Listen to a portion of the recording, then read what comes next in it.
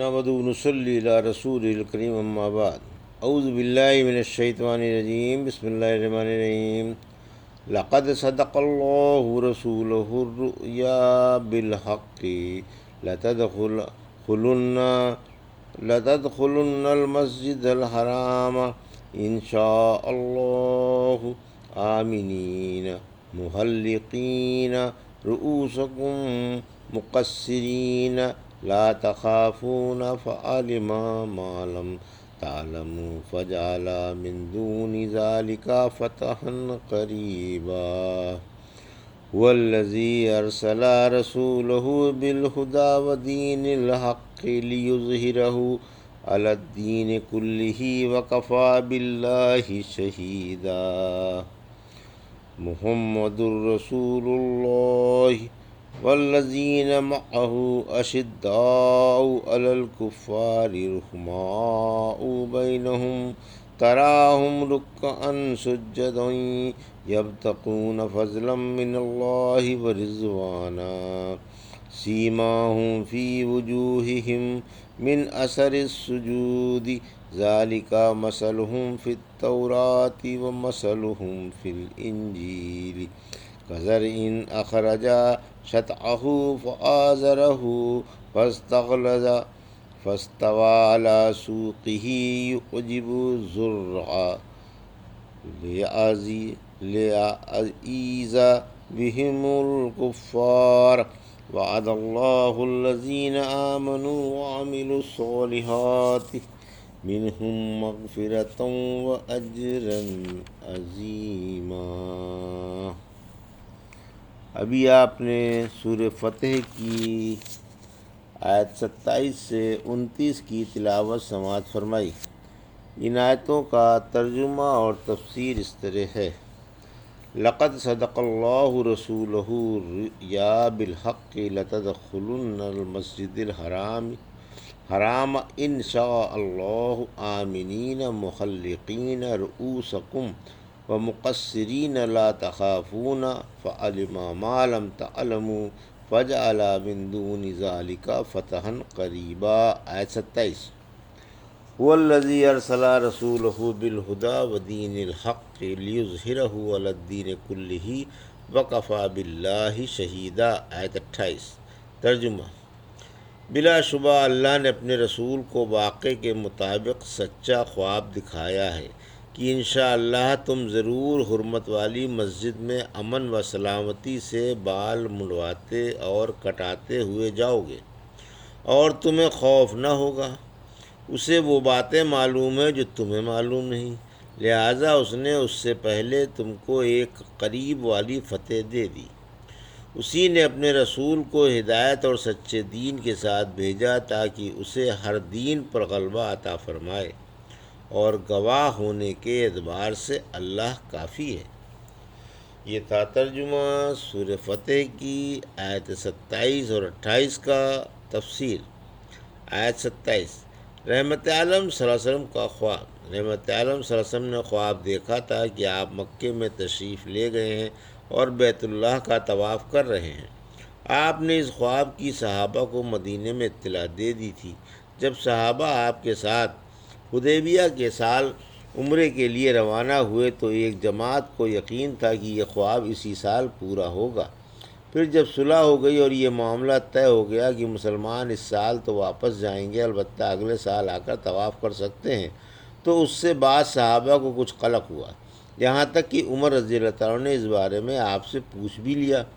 عمر رضی اللہ تعالیٰ نے جہاں اور سوال کیے وہاں یہ بھی پوچھا کہ آپ نے ہمیں یہ خبر نہیں دی تھی کہ ہم مکے میں داخل ہو کر بیت اللہ کا طواف کرنے والے ہیں؟ فرمایا ہاں۔ کیا میں نے یہ بھی کہا تھا کہ اسی سال طواف کرو گے؟ بولے نہیں۔ فرمایا بس تو تم مکے میں جا کر طواف کرنے والے ہو۔ بینہ یہی جواب ابو بکر رضی اللہ تعالیٰ نے دیا۔ لا تخافون یعنی بے خوف ہو کر مکے میں داخل ہو گئے۔ رسول اللہ صلی اللہ علیہ وسلم نے 7 ہجری میں ذی قعدہ میں عمرہ القضاء فرمایا اور مسلمان امن و امان سے مکے میں داخل ہوئے۔ پھر بے خوف ہو کر وہاں 3 دن ٹھہرے۔ ذی قعدہ 6 ہجری میں آپ حدیبیہ سے لوٹے اور مدینے میں ذی الحج اور محرم ٹھہرے۔ رہے۔ پھر صفر 7 ہجری میں خیبر فتح کیا۔ خیبر کا بعض علاقہ تلوار سے فتح کیا اور بعض علاقہ بطور صلح کے قبضے میں آیا۔ خیبر ایک بہت بڑا علاقہ ہے جہاں کثرت سے کھجوروں کے باغ اور ہرے بھرے کھیت ہیں۔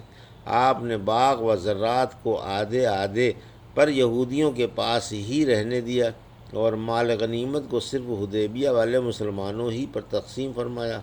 پھر فرمایا کہ اللہ کو وہ باتیں معلوم ہیں جن کا تمہیں علم نہیں، اور مکے میں داخل ہونے سے پہلے اس نے تمہیں ایک قریب والی فتح نصیب فرمائی، یعنی مکے سے واپس کرنے میں اور آئندہ سال مکے میں داخل کرنے میں جو بلائیاں اور مصلحتیں تھیں انہیں اللہ ہی جانتا ہے، تم نہیں جانتے۔ فتح قریب سے مراد صلح حدیبیہ ہے۔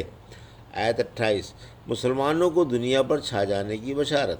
اس آیت میں ایمان والوں کو خوشخبری ہے کہ اللہ اپنے رسول کو نہ صرف قریش پر بلکہ تمام لوگوں پر فتح نصیب فرمائے گا، کیونکہ اس نے آپ کو مفید علم اور نیک عمل کے ساتھ بھیجا ہے۔ شریعت میں دو ہی چیزیں ہیں، علم اور عمل۔ شرعی علم صحیح علم ہے اور شرعی عمل مقبول عمل ہے۔ شریعت مطہرہ کی خبریں برحق ہیں اور ان کے احکام عین عدل ہیں۔ پھر فرمایا تاکہ آپ کے دین کو تمام دینوں پر غلبہ عطا فرمائے، یعنی دنیا بھر کے دینوں پر آپ کا دین غالب رہے، خواہ عربوں کا دین ہو یا اجمیوں کا، اور خواہ مسلمانوں کا دین ہو یا مشرکوں کا۔ ان سب دینوں پر میں محمد رسول اللہ صلی اللہ علیہ وسلم کا دین غالب رہے گا۔ آپ کے رسول ہونے کی خود اللہ گواہی دیتا ہے، اس کی گواہی اور مدد کافی ہے۔ اگر آج آپ کو یہ مشرک رسول نہیں مانتے تو کل ان کو ماننا پڑے گا۔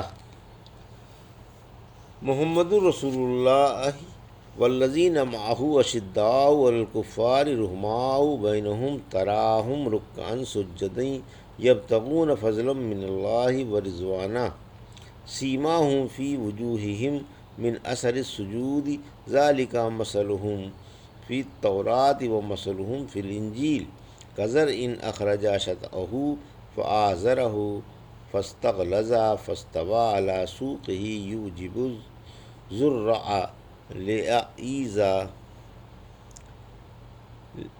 لیغیظ بہم الکفار وعد اللہ الذین آمنوا وعملوا الصالحات منہم مغفرۃ واجرا عظیما۔ آیت 29 ترجمہ۔ محمد اللہ کے نبی ہیں اور جو آپ کے ساتھ ہیں وہ کافروں کے حق میں سخت ہیں اور آپس میں رحیم و شفیق ہیں۔ اے مخاطب، تو نہیں رکوع کرتا ہوا اور سجدہ کرتا ہوا دیکھے گا؟ وہ اللہ کے فضل و رضا کے جویاں ہیں، یہی ان کی علامت سجدوں کی تاثیر سے ان کے چہروں سے نمایاں ہے، یہی ان کی تورات میں صفت ہے اور یہی انجیل میں ہے۔ اس کھیتی کی طرح جس نے اپنی سوئی نکالی، پھر اسے مضبوط کیا، پھر اور موٹا کیا، پھر اپنی جڑ پر سیدھا کھڑا ہو گیا، جو کاشتکاروں کو بھی اچھا معلوم ہونے لگا تاکہ ان کی وجہ سے کافروں کو جلائے۔ اللہ نے ایمان والوں سے اور نیک عمل کرنے والوں سے بخشش کا اور بڑے ثواب کا وعدہ فرما لیا ہے۔ یہ تھا ترجمہ آیت 29 کا۔ تفسیر۔ آیت 29 اللہ کی طرف سے رسالت محمدیہ کی شہادت اور صحابہ کے اوصاف، یعنی رحمت عالم صلی اللہ علیہ وسلم بلا شبہ اللہ کے پیغمبر اور سچے رسول ہیں۔ وصف رسالت میں تمام اوصاف حمیدہ شامل ہیں۔ آپ کے بعد صحابہ اکرام کی صفتیں بیان کی جا رہی ہیں کہ یہ قدسی صفات کا کافروں کے حق میں تو بڑے سخت ہیں، لیکن آپس میں انتہائی رحم دل ہیں اور محبت و پیار سے رہتے ہیں۔ سورہ مائدہ کی آیت 54 نے فرمایا، پھر اللہ ایسی قوم لے آئے گا جسے وہ چاہے گا اور جو اسے چاہیں گے، جو مومنوں کے لیے انتہائی نرم اور کافروں پر انتہائی گرم ہوں گے۔ یہ مومنوں کی شان ہے کہ وہ کافروں کے حق میں سخت اور مومنوں کے حق میں نرم ہوتے ہیں۔ کافروں کو قہر کی نگاہ سے اور ایمان والوں کو محبت و رحم کی نگاہ سے دیکھتے ہیں۔ کافروں سے ترش روئی سے اور ایمان والوں سے خند پیشانی سے ملتے ہیں۔ سورۃ توبہ کی آیت 123 سے فرمایا، ایمان والوں اپنے پاس والے کافروں سے جنگ کرو اور ان کو تم میں سختی محسوس کرنی چاہیے۔ نبی کریم صلی اللہ علیہ وسلم نے فرمایا کہ محبت و پیار میں ایمان والوں کی مثال ایک جسم کی سی ہے، جب جسم کا کوئی عضو معاف ہو جاتا ہے تو سارا جسم بے قرار ہو جاتا ہے، کبھی بخار چڑھاتا ہے اور کبھی نیند نہیں آتی۔ مومن کے لیے عمارت کی اینٹوں کی طرح ہے کہ ایک کو دوسرے سے تقویت پہنچتی ہے۔ پھر آپ نے انگلیوں میں انگلیاں ڈال کر دکھلائیں۔ کثرت عمل مومن کی امتیازی صفت ہے۔ پھر فرمایا کہ تم انہیں رکوع اور سجدہ کرتے ہوئے ہی دیکھو گے، یعنی کثرت عمل خصوصاً کثرت نماز مومن کی امتیازی صفت ہے۔ نماز تمام عملوں میں چوٹی کا عمل ہے۔ پھر مومن کی شان اخلاص ہے کہ وہ محض اللہ کو راضی کرنے کے لیے اس سے ثواب کی امید کرتا ہوا عمل کرتا ہے کہ اللہ اسے جلیل الشان ثواب یعنی جنت اپنے فضل و کرم سے عطا فرمائے، جہاں روزیوں کی فراوانی ہے اور جو اللہ کی رضامندی کی دلیل ہے۔ رب کی رضا تمام نعمتوں سے بڑھ چڑھ کر اور بہت بڑی چیز ہے۔ صحابہ کرام کی نیتوں میں خلوص اور عملوں میں احسان تھا۔ جو شخص انہیں دیکھتا تھا ان کے اخلاق و طریقے پر گرویدہ ہو جاتا تھا۔ مالک رحمۃ اللہ فرماتے ہیں، مجھے خبر ملی ہے کہ عیسائی جب ان صحابہ کرام کو دیکھتے جنہوں نے شام کے ممالک فتح کیے ہیں تو کہتے تھے، اللہ کی قسم یہ لوگ حواریوں سے کہیں بہتر ہیں، کیونکہ پہلی کتابوں میں امت محمدیہ کی عظمت موجود ہے۔ ان کا بیان صداقت پر مبنی ہے، کیونکہ پہلی کتابوں میں امت محمدیہ کی عظمت پائی جاتی ہے اور امت محمدیہ میں اعظم و افضل صحابہ کرام ہیں۔ ان کا بیان خاص طور سے اللہ نے پہلی کتابوں میں کیا ہے۔ نیز مشہور واقعات میں بھی ان کا تذکرہ ہے۔ اسی وجہ سے اللہ نے یہاں فرمایا کہ ان کا یہی وصف تورات و انجیل میں ہے۔ پھر فرمایا کہ یہ کھیتی کی طرح ہیں، مثلا گیہوں کا دانہ جب پیدا ہوتا ہے تو صرف ایک ہوتا ہے، پھر وہ میڑھا بناتا ہے جس سے درخت مضبوط ہوتا ہے، پھر وہ دن بدن فربا اور تن آور ہوتا جاتا ہے، پھر آخرکار اپنے بل پر کھڑا ہو جاتا ہے، جس کو دیکھ کر مالک باغ ہو جاتا ہے۔ اسی طرح صحابہ کرام ہیں کہ سب نے مل کر آپ کو تقویت پہنچائی، آپ کی تائید کی اور آپ کو زوراور بنایا۔ صحابہ آپ کے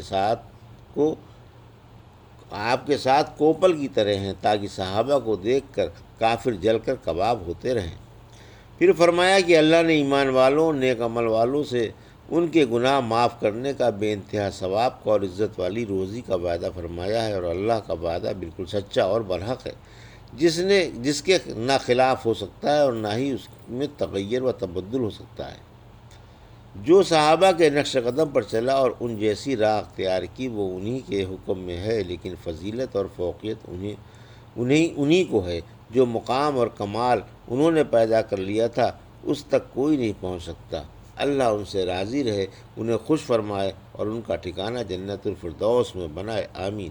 رحمت عالم صلی اللہ علیہ وسلم نے فرمایا، میرے صحابہ کو برا نہ کہو، اس کی قسم جس کے ہاتھ میں میری جان ہے، اگر کوئی احد پہاڑ جیسا سونا بھی خیرات کر دے تو کسی صحابی کے ایک مد کے ثواب کو بھی نہ پا سکے گا، بلکہ آدھے مد کا بھی ثواب حاصل نہ کر سکے گا۔ الحمدللہ سورہ فتح کی تفسیر مکمل ہوئی، اللہ اسے قبول فرمائے، آمین۔ یہ تھا سورہ فتح کی آیت 27 سے 29 کا ترجمہ اور تفسیر جو بھی آپ نے سماعت فرمائی۔ بارک اللہ لی و لکم فی القرآن الحکیم، ونفعنی وایاکم بآیات الذکر الحکیم۔